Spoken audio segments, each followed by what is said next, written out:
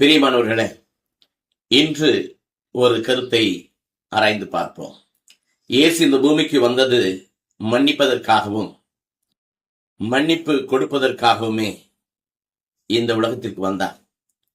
மன்னிக்கிற உள்ளம் மாணிக்கத்திற்கு மேலாம், மன்னிக்காத உள்ளம் மண்ணுக்கு கீழாம், குப்பையிலும் குப்பையாம்.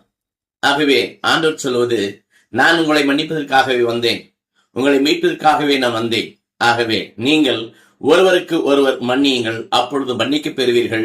அப்பொழுது விண்ணக தந்தையிடமிருந்து ஆசிரை பெறுவீர்கள், விண்ணக தந்தையின் சித்தத்தை நிறைவேற்றுவீர்கள். இதோ இங்கு எழுதப்பட்டிருக்கிறது சீராக் 5ஆம் அதிகாரம் 5ஆம் வசனத்தில், மன்னிப்பு உண்டு என்று சொல்லி பாவத்தின் மேல் பாவத்தை அடுக்கிக் கொண்டு போகாதீர்கள். திடீரென்று அந்த நாள் வரும் பொழுது அப்பொழுது நீ மன்னிப்பு பெறாமலே போய்விடலாம்.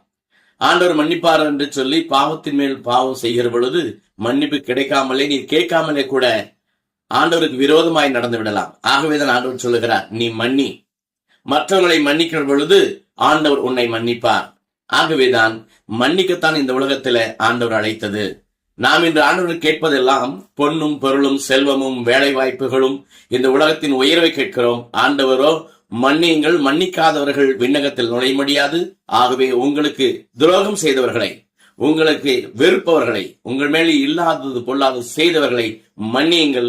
உங்கள் உள்ளம் பாரமின்றி இருக்கும், உங்களுக்குள் மகிழ்ச்சி, அமைதி, சமாதானம் நிறைந்திருக்கும். இந்த உலகத்தில் வாழும்போது மன்னிக்கிறவன் தான் பெரிய மனிதன், மன்னிக்காதவன் சிறிய மனிதன். ஆகவே ஆண்டவரும் இந்த மன்னிப்பை விரும்புகிறார். நானும் நீங்களும் ஒருவருக்குறை மன்னித்து மகிழ்ச்சியோடு விண்ணக வாழ்க்கை வாழ்வோம், விண்ணக தந்தையின் அருள் பெறுவோம். ஆமென்.